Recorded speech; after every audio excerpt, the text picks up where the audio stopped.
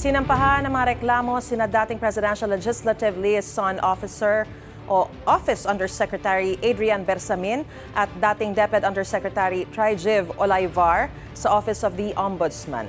Reklamong graft, grave misconduct at paglabag sa Code of Conduct of Public Officials ang sinampalaban kina Bersamin at Olaivar dahil sa umano'y pagkolekta ng mga kickback mula sa flood control projects.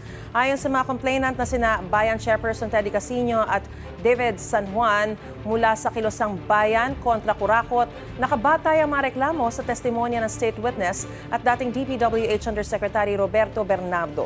Gayon din sa mga video ni dating Congressman Zaldi Co.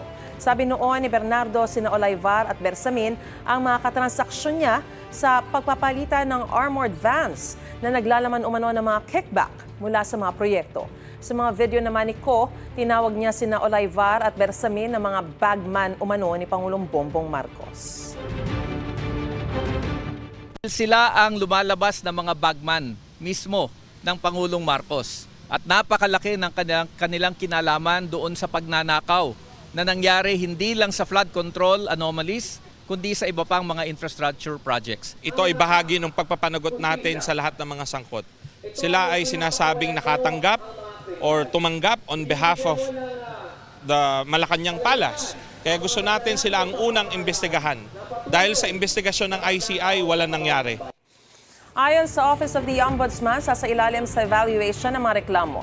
Nauna na sinabi ni Ombudsman Jesus Crispin Remulla na kasama na sa mga iniimbestigahan sina Bersamin at Olaivar dahil sa referral ng Independent Commission for Infrastructure. Sinusubukan pang kunin ang pahayag ni Bersamin at Olaivar. Dati na nilang itinangging sangkot sila sa anomalya sa flood control projects. Dati na ring sinabi ng Malacanang na hindi totoo ang mga alegasyon laban sa Pangulo.